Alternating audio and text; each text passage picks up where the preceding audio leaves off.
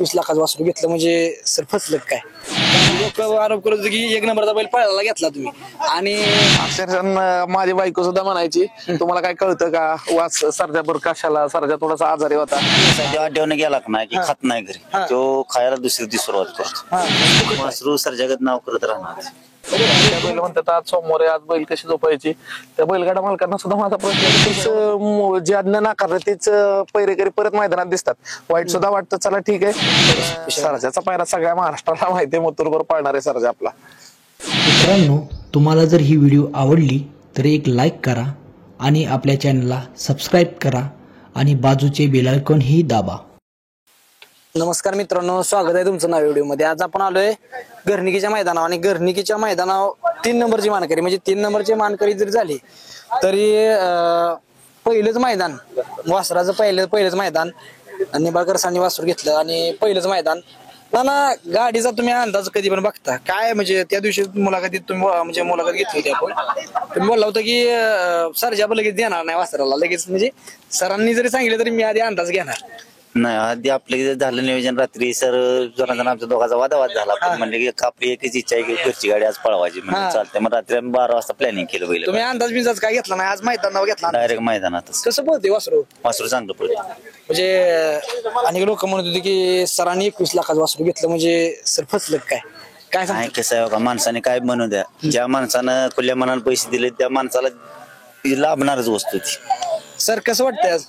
नक्कीच ज्या पद्धतीनं खऱ्या अर्थाने हे श्रेय वैभव कदम समीर अण्णा नेर या दोघांचे, कारण या दोघांना जर ही वस्तू मला दिली नसती तर ही वस्तू आज मिळालीच नसती. त्याबद्दल सर्वप्रथम मी आपल्या चॅनल समोर सांगतो की वैभव कदम समीर भैया आणि ज्यांच्याकडून हे वासरू घेतलं ते गम्मा पैलवान वाघमोडे त्यांच्याकडून त्यांचं देखील मी मनापासून आभार व्यक्त करतो, कारण त्यांनी आम्हाला ही वस्तू दिली आणि खऱ्या अर्थानं पहिल्याच मैदानात आज तृतीय क्रमांकाचे आपण मानकरी ठरलो. सर तुम्ही सरजा घेतला, लोक म्हणत होते 61 लाखाची उजेडातलंच घेतलं तुम्ही, पण हे बऱ्यापैकी अंधारातलं वासरू घेतलं त्यासाठी घेतलं का? म्हणजे लोक आरोप करत होते की 1 नंबरचा बैल पळायला घेतला तुम्ही आणि आता तुम्ही 1 नंबर करताय, आज अंधारातलं वासरू घेतलं, काय सांगता? असं काय नाही की अंधारात वगैरे चांगलं वासरूचा पळ वाटला आणि विशेष करून काही लोकांनी मला सांगितलं होतं की हे वासरू खूप उत्तम पळतंय.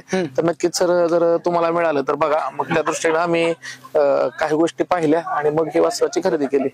बरं रात्री नानांना कसं तयार केलं काय? नानांना तर ना आता खरी गोष्ट सांगायचं झालं तर नाना नाहीच म्हणत होते. अक्षरशः माझी बायको सुद्धा म्हणायची तुम्हाला काय कळतं का वास सरजा बर कशाला, सरजा थोडासा आजारी होता. आणि तरी पण का तर नानांची माझी सुद्धा हुज्जत झाली. बऱ्याच कमीत कमी 20 ते 25 फोन करायचो. नाना नाही म्हणायचे, मी म्हणायचो पळवायचं. नाना नाही म्हणायचं, मी म्हणायचे पळवायची. पण ठीक आहे गाडी पळली. सरजानं सुद्धा आजारी असताना खूप उत्तम साथ दिली आणि वासरू सुद्धा चांगलंच पळाला. सरजा म्हणजे कसं होतं, सरजाचा आजार म्हणजे 2-3 दिवस झाला आजार आहे. किती दिवस झाला आजार? 2-3 दिवस झाला. त्याला कसं आहे, आठवण गेला का नाही की खात नाही घरी तो खायला दुसरी सुरुवात करतो. म्हणजे त्यामुळे आणि आजारी पण होता. दुसऱ्या दिवसाने 4-5 वाजता खातो, तोपर्यंत खाणार नाही काय नाही. बरं फायनलला कशी लढत झाली काय? फायनल चांगली लढत झाली, चांगली गाडी पळायला. आपला आम्हाला सगळ्यात मोठा आनंद गुलाला पहिलं मैदान वासराचं बी पहिल्यांदा घरची गाडी. ना सरांनी वासरू घेतलं, तुम्हाला न माहिती होता घेतलं. सरांची पारख काय आहे म्हणजे वाटतंय तुम्हाला, कशी पारख वाटते? नाही पारख चांगली. आम्ही तुम्हाला घरी आलेल्या त्यावेळेस त्या मुलाखतीत सांगितलं की वस्तू चांगली आहे, पळू ना पळू ती पुढचा प्रश्न म्हणून वस्तू खट्ट आहे. वस्तू खट्ट आहे. त्यावेळेस नानांनी सांगितलं होतं की वस्तू घेतली सरांनी, ती पळ ना पळ ती नशिबाचा भाग, परंतु ही केलं. तुम्हाला काय वाटत होतं आजच्या मैदानाविषयी? नक्कीच कारण सेमीफायनलला सुद्धा ज्या पद्धतीने गती लावली होती वासरांना वाटत होतं की नक्कीच चांगली गाडी पळेल.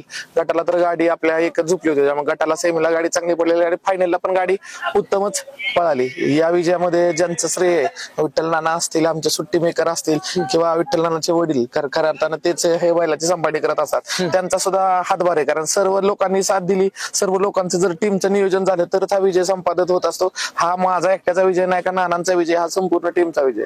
सर तुम्ही ह्याच्या आधी ह्या क्षेत्रात नव्हता, परंतु ह्या क्षेत्रात आल्यापासून जी गाडीत तुमची गाडी जिंकल्यानंतर छकड्यात बसून खाली जायला किंवा निकाल ज्यावेळेस नंबर टाकतो त्यावेळेस ती काय आनंद असतो तुम्ही? नक्कीच आनंद असतो. प्रत्येकाला वाटत असतं की आपली गाडी गुलालात राहावी, आपली गाडी जिंकावी. त्याच्यासाठीच तो पायरा करत असतो, त्या दृष्टीने तो नियोजन करत असतो.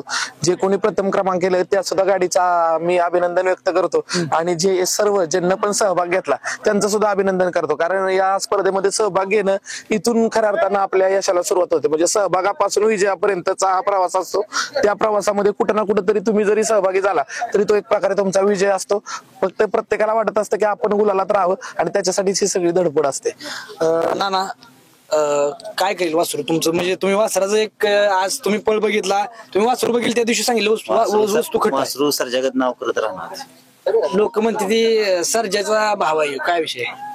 क्वालिटी सरांनी म्हणजे कशी जोडी ते उडकून गावल्यागतच गावली जोडी, लागली जोडी चांगली, एक भाव दिसते ती वस्तू चांगली लागली. ओपनला पळवणार घ्या नसली गावाला का? ओपनला पळवणार लगे की नाही थांबून पळवणार. आदतचं मैदान सर आता ही घरची गाडीच राहणार. काय काय अडचण येते सर पायऱ्याला? तर पायऱ्याच्या अडचणी म्हणजे अडचणी ह्या येतच राहतात. कारण मैदान दाट एवढी आहेत त्याच्यामुळे गाड्या बैल मिळत नाहीत. बैल जरी मिळत तरी काय काय बैल म्हणतात आज सोमवार आहे, आज बैल कशी झोपायची. त्या बैलगाडा मालकांना सुद्धा माझा प्रश्न आहे की पुशेगावला तुम्ही गाड्या झोपणार नाही का? आजचा सोमवारी पुशेगावचं मैदान सुद्धा 8 जानेवारीला म्हणजे पैऱ्याला नाकारतात लोक, परत तीच ज्यांना नाकारलं तीच पैरेकरी परत मैदानात दिसतात. वाईट सुद्धा वाटतं, चला ठीक आहे, पण आपलं नशीब बलवत तर आपले कर्म चांगले आहेत आणि कर्माचं फळ मिळतंयच. सर पुसेगावला दोन्ही पण पळवणार तुम्ही, बरोबर का? बघू अजून तर तसं काय ठरलं नाही. पळवू द्या पण पळवणार. म्हणजे तुमचं डोक्यात असणार 100 की पुसेगावचं मैदान मारायचं दोन्हीला. सर्जाला पायरा कोण आहे? सरजाचा पायरा सगळ्या महाराष्ट्राला माहिती, मथुरभर पाळणारे सरजा आपला. मित्रांनो सर धडकी पड म्हणजे काय खुल्या मनाने बोलून जात. नाना कशी पळेल गाडी? काय माणसाने कसं वाटतं ती खुल्या मनाने बोलतात, काय माणसाने अवघड वाटतं, काय माणसाला श्रम वाटतं असं होऊन जातं. आता गेल्यानंतर गावात तुम्ही जाता हे करता, विठ्ठल ड्रायव्हर जोडील काय विषय? त्यानं म्हणजे काय केलं ते आपलं स्वतःचंही नाव आणि घराण्याचं आणि गावाचं बी केलं आणि तालुक्याचंही केलं. बरं आता सर्जा आणि ह्याला तुम्ही कंटिन्यू म्हणजे मला वाटतं तुम्ही जास्त सर्जापाशी. हो. कसं आहे सर्जाचं म्हणजे आता दावणीचं नियोजन कसं असतं? काय मारतो बिरतो का? नाही मला नाही मारीत. कंटिन्यू त्याला गोंजरत असता? हो मारीत नाही मला. कसं का मैदानाला आल्यावर खात नाही देऊ? मैदानात आल्यावर बसत बी नाही, खात बी नाही, जाग्यावर जाईल तेव्हाच. काळजी कशी असते त्याची घरी गेल्या? काळजी लय बारक्या पोरावानी असते त्याची. कसं होतं तो खायला तर खाणं बदलायचं, परत दुसरं टाकायचं, असं म्हणजे खाण्यात बदल करीत राहायचं त्याच्याकडे. म्हणजे तो खायनंतर त्याला दुसरं म्हणजे ती नाही खायना ती खायची, ती नाही खाल्ली तर हा असंच करायचं, बदली करावं लागतं. काय सांगसाल सर्जाविषयी, आजच्या पळाविषयी? सर्जाचा पळ हा कोणाला गावणारच नाही.